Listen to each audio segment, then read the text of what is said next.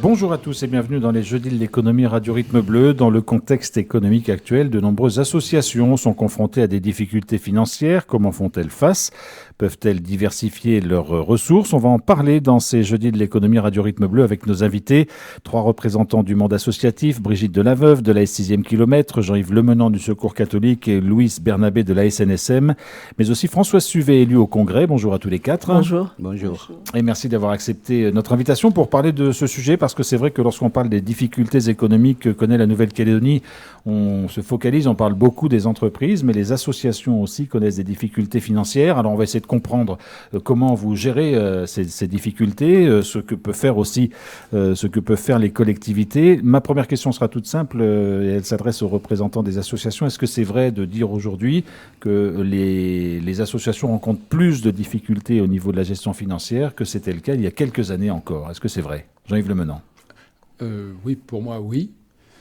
Il y a sans doute plusieurs raisons à ça, mais on a un contexte qui est particulièrement difficile. Post-Covid aussi, qui a ralenti l'activité. Et puis, on constate, nous, que nos donateurs sont moins nombreux, par exemple. C'est très, très visible. Oui, parce que chaque association a son propre fonctionnement. Pour certains, c'est des donateurs. D'autres, il y a évidemment des inscriptions et donc il y a des cotisations. D'autres n'ont pas de ressources propres, puisqu'elles exercent une activité. Donc, on aura l'occasion de rentrer dans le détail. Brigitte Delaveuve, c'est aussi plus compliqué pour vous à la S6e association sportive ? Oui, tout à fait, je rejoins. Donc, auparavant, on pouvait demander des subventions comme ça. On allait voir les institutions, demander, on montait un petit dossier. C'était, Maintenant, le monde se professionnalise et donc on a beaucoup plus de mal à monter un dossier. Il faut être à l'affût. Il faut connaître tout ce qu'il y a comme proposition, parce que si vous restez dans votre coin, les subventions ne viennent pas à nous. Nous, on est là, il faut qu'on aille chercher, qu'on monte les dossiers, il faut qu'on aille demander. Donc, on a toujours cette espèce de statut de mendiant pour aller récupérer ici et là quelques pièces pour compléter nos budgets.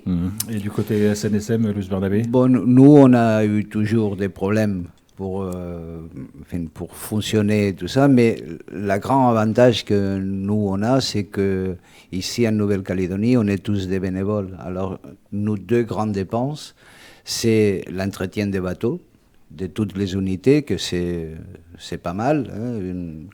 La Croix des Sud à Boulot-Paris, au Nautil ici, c'est des gros bateaux. Les autres sont des émérigites qui sont aussi très, dépenseurs, on va dire comme ça.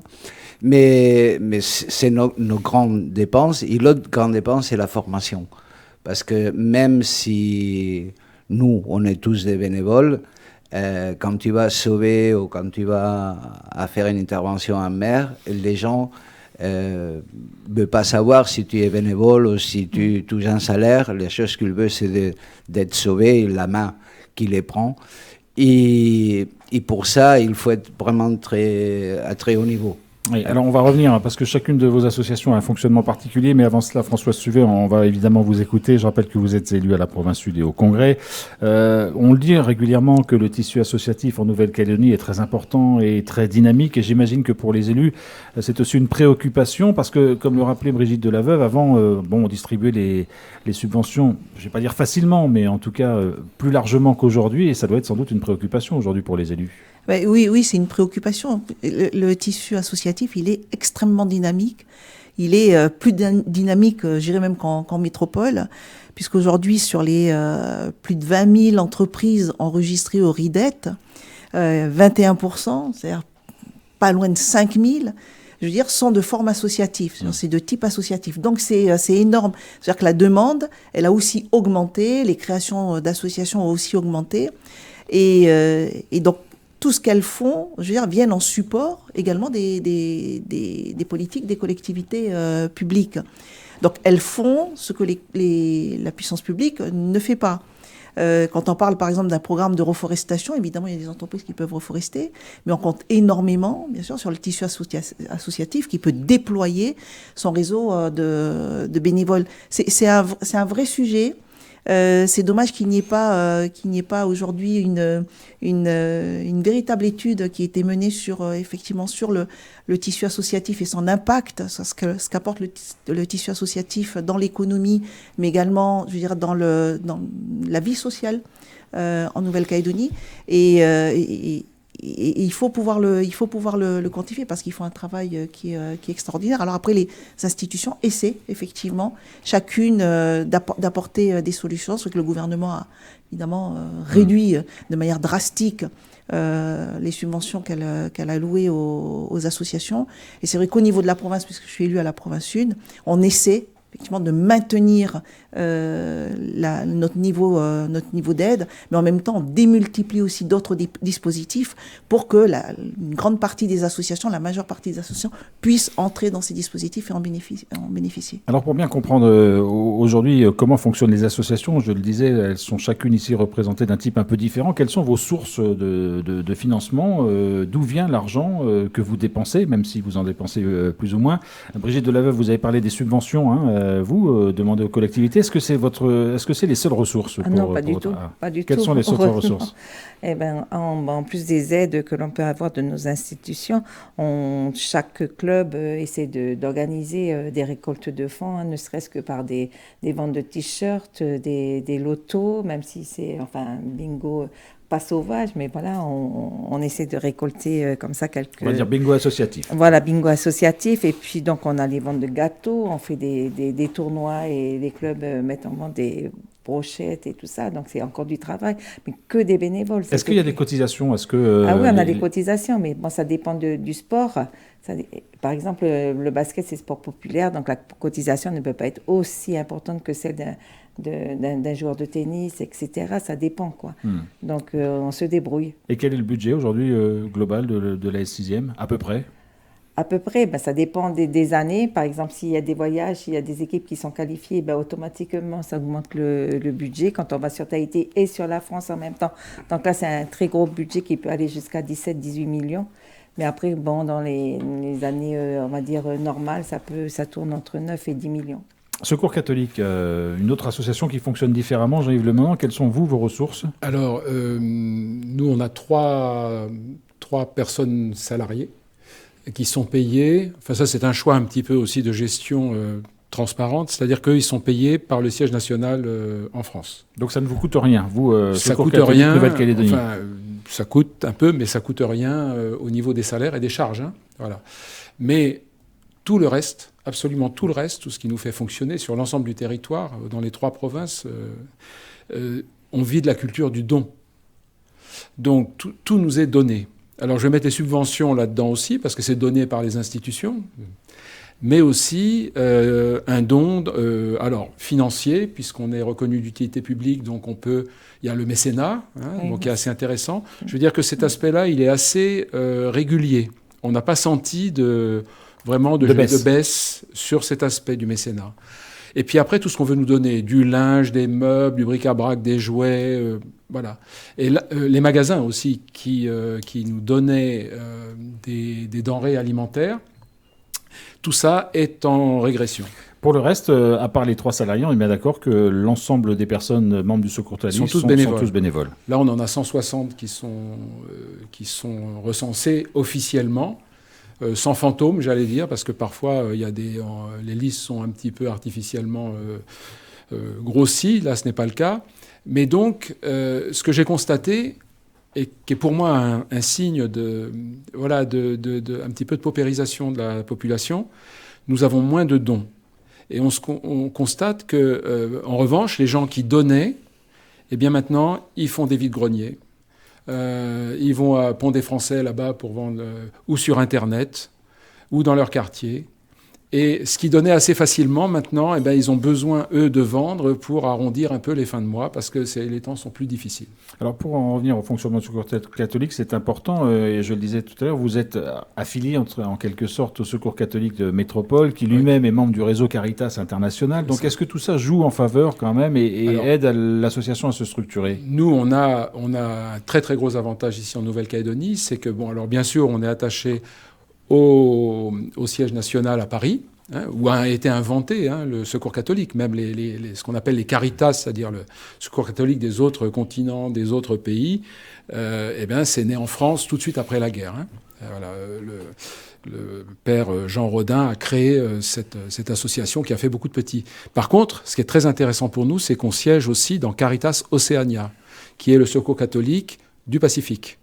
Donc là, on travaille avec les Fidjiens. Donc il y a tout un réseau, en fait. Voilà. Il y a tout un réseau qui vous aide, qui vous supporte. Qui nous supporte, mais c'est plutôt... Là, en l'occurrence, c'est plutôt nous qui le supportons, qui les soutenons, parce qu'il y a des pays qui sont très, très pauvres. Et puis là, on a un gros sujet, voilà. Bon, enfin, je m'arrête là. On va revenir après sur Louise Bernabé, on a bien compris que c'était que des bénévoles, donc il n'y a pas de poste fixe, mais il y a l'entretien des bateaux, vous l'avez dit. Avec quelles ressources vous les entretenez ?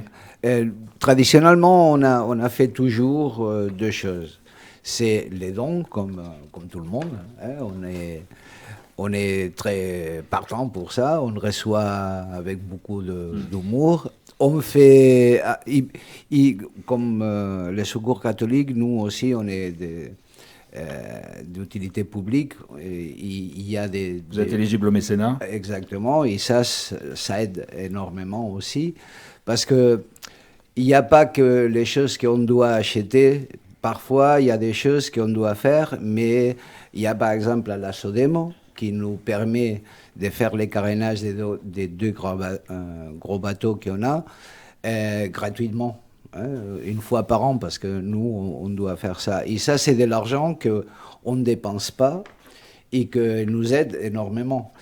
Et après, le siège de Paris a commencé à faire des campagnes, une chose qu'ils appellent street marketing ou un truc comme ça, que peut-être que beaucoup de gens qui nous écoutent, ils ont vu des gens habillés en orange qui les demandaient de faire des dons, participation financière. J'en profite pour les remercier à tout le monde qui dit ça. Et je pense aussi qu'il faut dire, parce qu'on a reçu quelques commentaires, c'est des gens c'est une entreprise qui fait ça, que c'est le siège qui les a contratés, c'est pas nous. Mais en tout cas, j'aimerais bien dire à tout le monde qu'ils les traitent un peu de bienveillance, parce que à nous, ça nous aide énormément, toute cette campagne de street marketing. Ça nous aide vraiment énormément. Alors Brigitte Delavey, on voit que le Secours catholique ou la SNSM sont rattachés à un réseau plus vaste qui peut les aider, les supporter. Vous, votre association, elle est un peu seule, même si elle est insérée dans le monde sportif, mais vous fonctionnez vraiment en autonomie, j'allais dire. Oui, tout à fait. On n'a pas de grande structure qui puisse nous aider, à part la ville de Nouméa. Pour les collectivités, quoi. Voilà, les collectivités, je parle pour le complexe sportif notamment, qu'il faut l'entretien, la gestion, enfin, il y a la surveillance et tout ça. Donc ça, on n'a rien. C'est qu'un seul bénévole qui fait tout pour qu'on puisse exercer dans des conditions de sécurité et de convivialité que chaque licencié puisse attendre. Quoi. Alors François Suvier, on l'a entendu, il y a des dispositifs qui existent pour aider les associations. Le mécénat en est un, par exemple, en tout cas pour celles qui sont éligibles. Est-ce qu'il y a des réflexions peut-être à mener encore pour voir comment ce financement des associations pourrait être assuré par d'autres biais ? Est-ce que avec le privé notamment, ou avec les entreprises, il pourrait y avoir des passerelles qui soient un petit peu renforcées ? Est-ce que les uns et les autres, vous vous tournez aussi vers le secteur privé ? Comment y répond ? Enfin, est-ce qu'il y a des choses encore à inventer ? Je pense, oui, on n'a pas encore tout exploré complètement les différents dispositifs. Pour ce qui est de la province sud, le budget alloué aux associations, c'est 2,6 milliards par an. Mais il y a aussi des dispositifs supplémentaires qui arrivent. Par exemple, une idée pour ma province, c'est-à-dire le budget participatif, qui est doté quand même de 500 millions par an et qui, effectivement, on trouve beaucoup de demandes d'associations. On a aussi des appels à projets sur différentes thématiques. Et puis, on aide également un réseau associatif qui est l'ADI, l'Agence pour le développement à l'initiative économique, oui. Réseau Initiative Nouvelle-Calédonie, qui sont aussi deux réseaux associatifs qui eux-mêmes, je veux dire, développent aussi et apportent leur soutien aux associations et à des porteurs de projets. Donc, en cascade, on intervient dans plusieurs domaines. C'est un parti pris de la province sud, justement, de ne jamais rompre, qu'il n'y ait pas de rupture, en tout cas dans le fonctionnement des associations. Ensuite, il y a le mécénat, effectivement, et Dieu sait, c'est un appel au gouvernement, de grâce. Ne touchez pas au mécénat, ne réduisez même pas, le taux de déductibilité fiscale qui est apporté au mécénat. Au contraire, augmentez-le. Parce que c'est autant, je veux dire, qui est réinjecté dans ces associations et dans le tissu économique. On a le sponsoring, ça, les partenariats avec les privés. Mais je pense que le problème aujourd'hui de fond au niveau des associations, c'est cette lisibilité, je veux dire, sur le long terme. C'est-à-dire, c'est comment elles sécurisent effectivement leur programme d'activité sur 5 ans, 10 ans, en sachant, je prends par exemple la SNSM, mais aussi le Secours catholique et les associations de quartier, ils sont sur de vraies missions d'intérêt général, d'intérêt public. Donc, c'est comment on peut développer effectivement ces partenariats pluriannuels. Et je pense qu'au niveau des collectivités, les conventions d'objectifs et de moyens, c'est-à-dire effectivement, il y a une aide, il y a un soutien, avec des contreparties, mais que ce ne soit pas que sur 6 mois ou sur 1 an. Au contraire, il faut que ce soit sur de la durée. Brigitte Delaveu, vous avez pensé, imaginer un jour, dire ce serait bien qu'on ait une personne salariée, en tout cas quelqu'un qui travaille pour... Est-ce que vous y avez pensé ou est-ce que vous n'y pensez même pas? Tous les ans, on y pense. Et tous les ans, vous oubliez? Pas ça, c'est qu'on peut pas suivre. On ne peut pas suivre entre les charges et tout le reste, on ne peut pas suivre. Nous, on a des bénévoles qui viennent, qui coupent l'herbe, qui entretiennent, et merci à eux, mais autrement, on n'a personne. Vous vouliez rajouter quelque chose?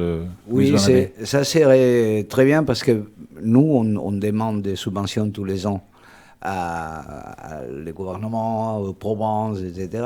Et ça, c'est un boulot énorme de demander des subventions. Mais un boulot... Oui, donc, il faudrait simplifier. C'est ce que vous disiez, Brigitte Delaveu, tout à l'heure. Hein. C'est un boulot énorme. Et en fait, pour envoyer les mêmes choses à tout le monde, la même... Enfin, tous les ans. Tous les ans. Tous les ans. Et quand, par exemple, nous, comme vous, on est des bénévoles, c'est très chronophage.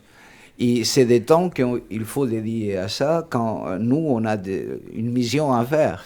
C'est des formations, etc. Alors, j'imagine que vous entendez ça, François. Mais complètement, je suis complètement réceptive. Enfin, je défends le milieu associatif, vraiment, et il ne doit pas disparaître, et surtout pas.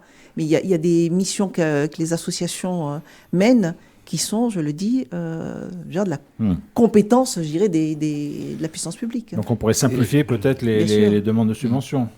Ça, nous, on est partants. Ouais. Vous êtes pour. Oui, absolument. Jean-Yves Lemenon. Oui, mais en complément de ce que vous disiez, je prends l'exemple là, de l'aide alimentaire de l'État, qui est arrivée dans les provinces, donc qui est partiellement distribuée par les services provinciaux, les services sociaux de la province. Notamment au marché de Gros. Alors au marché de Gros, les 4 associations principales ont reçu une dotation de 4 millions. Et là, on fait un travail de service public finalement, parce qu'on va aller en collaboration avec les CCAS, avec les assistantes sociales municipales, etc. On va aller au fond des villages, au fond des tribus, pour aller apporter de l'aide alimentaire, une aide conséquente. Donc il y a ça soulèvera, mais ça fera peut-être l'objet d'un autre débat, un jour peut-être aussi, du statut des bénévoles. C'est-à-dire, on se rend compte aussi... C'est effectivement un autre débat, oui. C'est un autre débat, mais comment dire, c'est important parce que qu'est-ce qui va encourager les gens, une fois, ils ont leur passion, ils partagent une passion sportive, la mer, etc. Nous, c'est plus la charité, mais au bout d'un moment, il y a des gens, nous, ce sont des vrais emplois qu'ils occupent finalement, et sans aucune contrepartie. Alors la générosité, c'est bien, mais est-ce qu'il pourrait y avoir pour eux aussi peut-être une mesure fiscale, enfin je ne sais pas, je mets ça sur la table, mais c'est un sujet qui avait fait beaucoup de bruit au moment des Jeux du Pacifique, parce que le sport, sans association... Il y a eu des aides votées, notamment de temps, de disponibilité, entre autres, Brigitte Delaveu. Voilà. pour un événement exceptionnel. Mais au quotidien, ceux qui sont là tous les jours à trier le linge, à faire des cartons alimentaires pour les distribuer à droite et à gauche, c'est un vrai job. Brigitte Delaveuve. Oui, tout à fait. On a eu des aides, on a eu un statut. Je sais que le CTOS avait travaillé sur un statut des bénévoles et on avait une petite carte qui nous permettait d'avoir des petites remises ici et là. Mais bon, ce n'est pas suffisant pour encourager les bénévoles. Nous, on a des bénévoles qui passent leur temps à faire des licences, à faire des démarches administratives et c'est énorme. C'est énorme en temps. On l'évoquait, vous avez parlé du sponsoring, François Suvet. Le secteur privé, est-ce que vous le sollicitez? Est-ce que vous dites que c'est même pas la peine d'y aller parce qu'eux aussi, on sait bien qu'en ce moment, c'est compliqué. Est-ce que vous essayez quand même d'ouvrir des portes parce qu'il peut y avoir des affinités avec certains objets de l'association, Louise Barnabé? Absolument. Nous, à Nouméa, ça fait quelques années déjà qu'on organise un raid tous les ans. C'est pas cette année pour des autres problèmes, mais l'année prochaine, on va les faire aussi. Et c'est avec les supports privés. C'est à chaque fois. Et ça nous aide aussi. Tu vois, même si c'est... c'est toujours de l'argent qui rentre. Et ça, c'est très bien. Parce que nous, on compte, tiens, ça, c'est une hélice qu'on peut acheter. Ou ça, c'est un changement des carburateurs. Tu vois, c'est ça. J'arrive le maintenant. Même dans le secteur de la charité, vous sollicitez aussi les privés. Dès qu'on a un investissement à faire pour un véhicule, par exemple, ou là, une installation de panneaux solaires, ce qu'on a fait sur notre siège à la Vallée du Tyr, eh bien, on joue la carte du mécénat à fond. Et voilà, c'est une façon d'avoir des réductions sur les factures. Et puis, l'entreprise y trouve son compte aussi. Voilà, alors ça, je pense que c'est un bon dispositif. Et puis après, on vit une période aussi un peu de difficultés pour avoir des... Alors, on est parfois méconnus aussi. Hein. Là, on communique aujourd'hui, mais enfin, on n'est pas forcément des grands communicants. Parce qu'il faut... En fait, pour faire tourner nos associations, il faut beaucoup de monde. Et qu'est-ce qui va motiver les gens à venir? Nous, il nous faut quelqu'un qui ferait de la com, par exemple. Voilà. Alors, il sait aller sur Facebook, enfin, voilà, les moyens modernes, hein, enfin, les moyens d'aujourd'hui. Hein, mais c'est un bénévole. Mais voilà, il faut que ce soit un bénévole. Brigitte Delaveuve, le secteur privé, vous le sollicitez aussi. Le sponsoring, ça existe. Vous avez quand même de l'aide de ce côté-là? Oui, bien, on les remercie, puis on les encourage à conserver nos adresses et puis de venir nous voir. Mais nous, on va les voir. C'est comme ça, je disais tout à l'heure, on a ce fameux statut de mendiant qui nous colle parce qu'on sollicite tous les ans, on va au moins voir 5 boîtes privées plus. Parfois, on n'a pas de réponse. Hein, et parfois, on nous dit il y a le Covid qui est passé, la Covid qui est passée. Malheureusement, l'année prochaine, tu reviens, mais ce n'est pas forcément des réponses positives que l'on a à chaque fois. Quoi. Alors, vous l'avez évoqué les uns et les autres, il y a la crise Covid, les difficultés financières sont réelles. On répète souvent que les collectivités ont des budgets contraints. Vous avez expliqué, François Suvet, que la province Sud essayait en quelque sorte de maintenir, voire de sanctuariser un certain nombre d'aides au secteur associatif. J'imagine que quand il y a des décisions budgétaires, alors quelle est aussi la politique? Est-ce qu'il faut saupoudrer un petit peu à tout le monde? Est-ce qu'il faut favoriser certains secteurs? Enfin voilà, il y a des arbitrages qui sont faits régulièrement dans les aides qui sont apportées aux associations. L'arbitrage, il se fait tout simplement, je veux dire, sur la base des compétences des collectivités. Donc la province Sud a des compétences et elle reste dans son champ de compétences.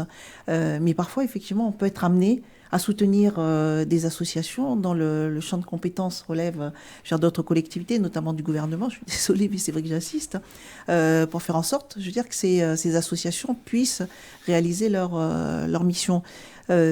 Je pense qu'il y a peut-être aussi une proposition à faire. C'est, à un moment donné, on fait un forum sur la sécurité routière, on fait plein de forums. C'est peut-être un jour de se retrouver, que le monde associatif se retrouve autour de la table et qu'il y ait effectivement un état des lieux qui soit fait à cette occasion. Pourquoi pas, je sais pas, les assises, par exemple, du monde associatif. L'idée est lancée, pourquoi pas. Très bonne idée.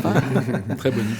Merci à tous les quatre d'être venus sur ce plateau pour nous éclairer sur le fonctionnement et les difficultés des associations. Alors on rappellera pour terminer, c'est peut-être enfoncer une porte ouverte, que la vraie richesse, et vous l'avez dit, la vraie richesse des associations, c'est bien sûr le bénévolat, mais qu'au-delà des bénévolats, quand il peut y avoir des dons, des aides financières et des engagements des uns et des autres, ça permet de faire vivre aussi le monde associatif. Merci beaucoup. Oui, Louise Barnabé. Non, nous on utilise toujours en phrase que on dit que les sauvetages de la vie humaine en mer, c'est gratuit, mais les bateaux, non. Les bateaux, oui, Oui, Françoise Suet. peut-être un message aussi à l'ensemble des collectivités. Alors, la province sud le fait, bien sûr, mais il faut que toutes les autres suivent. Mais c'est quand même de régler le plus rapidement possible ce qu'elles doivent aux associations. Voilà, pas de délai de paiement non plus pour les Voilà. associations, n'est-ce pas, Brigitte Delaval? Oui. Merci beaucoup à tous les Merci. quatre, en tout cas, Merci. d'être venus Merci pointer ces difficultés du secteur associatif qui pourtant remplit un rôle important, comme vous l'avez rappelé les uns et les autres. C'est une émission qui sera évidemment disponible en réécoute sur notre site internet rrb.nc dans quelques minutes. Merci.